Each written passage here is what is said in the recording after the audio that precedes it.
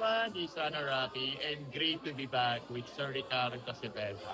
Hi. Sir, after ng Batang Quiapo, ano pa yung mga abang? Kontrabida ka doon, di ba?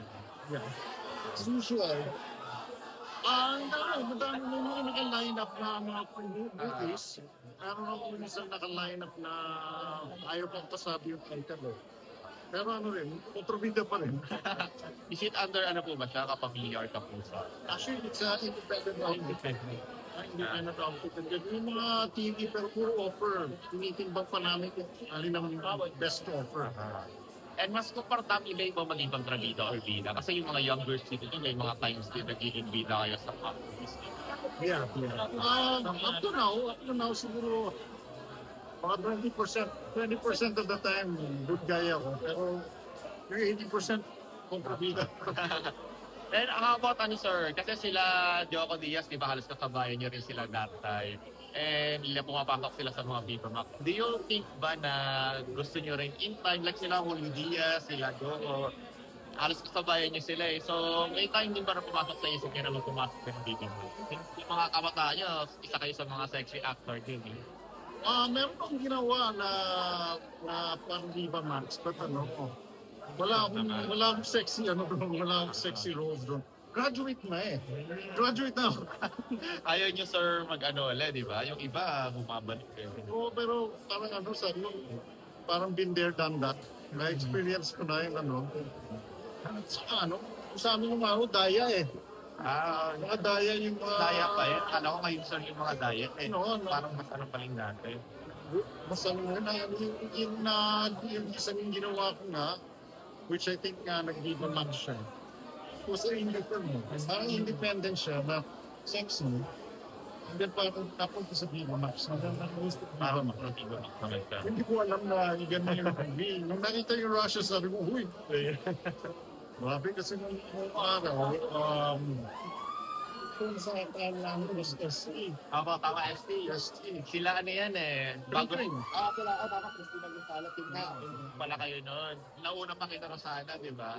Yeah. Actually, apat kami ni Hindi na Bisayek. Oo. Electric Brothers. Sila Okay, di ba? No, si Stevie hindi nag-ST. Hindi ka nag-ST. With time na yan. Ilan rin sa kabila to? Kasi legal ako eh. Si Rita, Seiko po yata. So, hindi kami nagkasama ni Rita eh. Christina Gonzalez to. Si Kring, and then si... Yan, narakandaan siya. Wala. Pero the reason we did so many is because nitiwala siya sa akin. Because we're very professional. And last na lang po sir, kanino nyo nakikita yung sarili niya sa mga youngsters ngayon? Mga youngsters ba? O siguro sinong gusto nyo makasama na lang sa mga upcoming movies or series? Meron pa ba kayong gusto? Gusto kayong mga nasa bucket list nyo na? Gusto mo makasama ta? In my age, all is welcome. Yung age ko ngayon, all is welcome na I'm not 30 plus years na. A lot of the young actors, natutuwa ako. Yung mga like sila, Ding Dong, sila. Richard. Imagine si Yolo. Yolo, 5 times na rin naging mag-ama eh. Now, ama na rin yung mga role niya. So, parang lolo na. Pero at least sir, hindi kayo tumatanda, di ba? Parang gano'n pa rin. Well, yan ang goal ko. Yung goal ko is, I want to be active and mobile and as much as possible, independent and movement. And into fitness din po ba kayo, sir? Para mag-workout, para to your fit and confident. I eat fit. I go to the gym regularly. I do a lot of exercises. Pati sa gym, may gamit ako sa bahay. Then of course, badminton.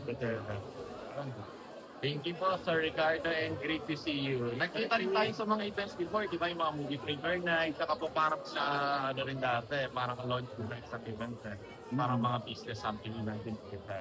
Thank you po, Sir Ricardo, and great to see you.